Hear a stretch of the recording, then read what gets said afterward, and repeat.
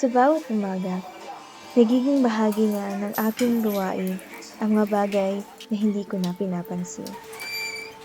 Iniiwan ko ang mga pagkain na ayaw kong ubusin.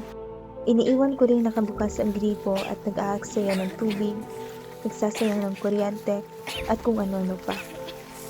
Minsan, naiisip ko na hindi naman ito malaking issue. Mabilis lang naman ang paglipat ng mga tao at ang mga bagay na ito'y nawawala rin. At sa bawat pagkakataon na nagpapaubaya ako sa aking mga nakagawian, unti-unting nawawala ng saysay ang aking koneksyon sa mundo. Naisip ko rin naman na madali na naman ang bumalik sa dati.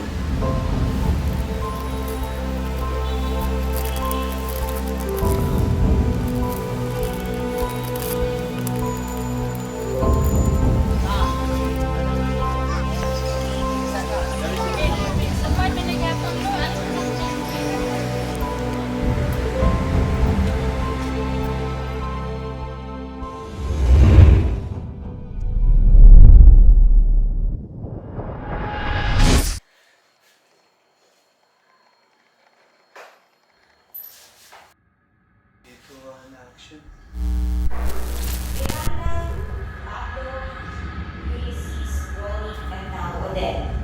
Environmental and climate groups warn these won't be Alam mo ba ang kailangan ng bayad ng kuryente?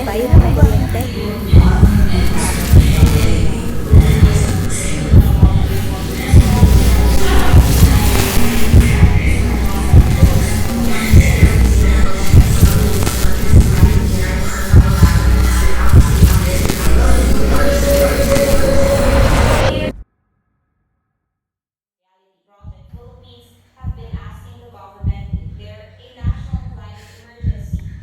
Government has so far committed to shift to clean energy and stop deforestation. The choice is yours.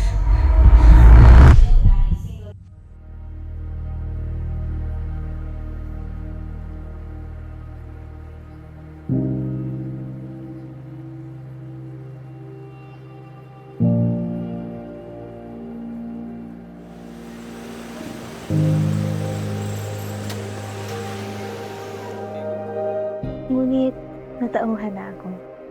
Ayaw ko na pala sa mga gawain iyon.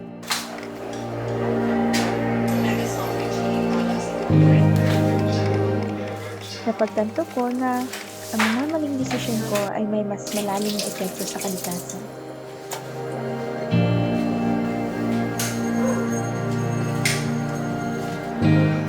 Kaya, unti-unti kong binago ang aking mga nakagawian.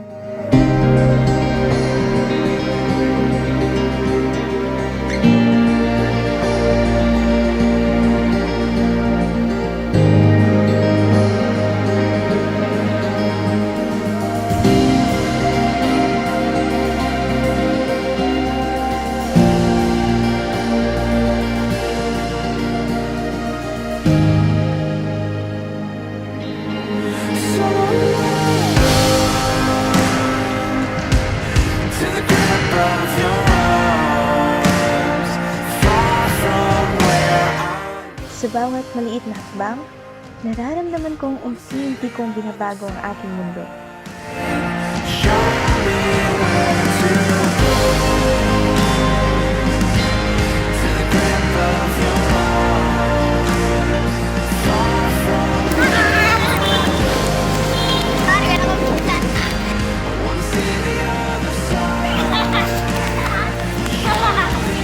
Ang mga simpleng desisyon ay nagiging hakbang tungo sa mas maliwanag at malinis na hinaharap.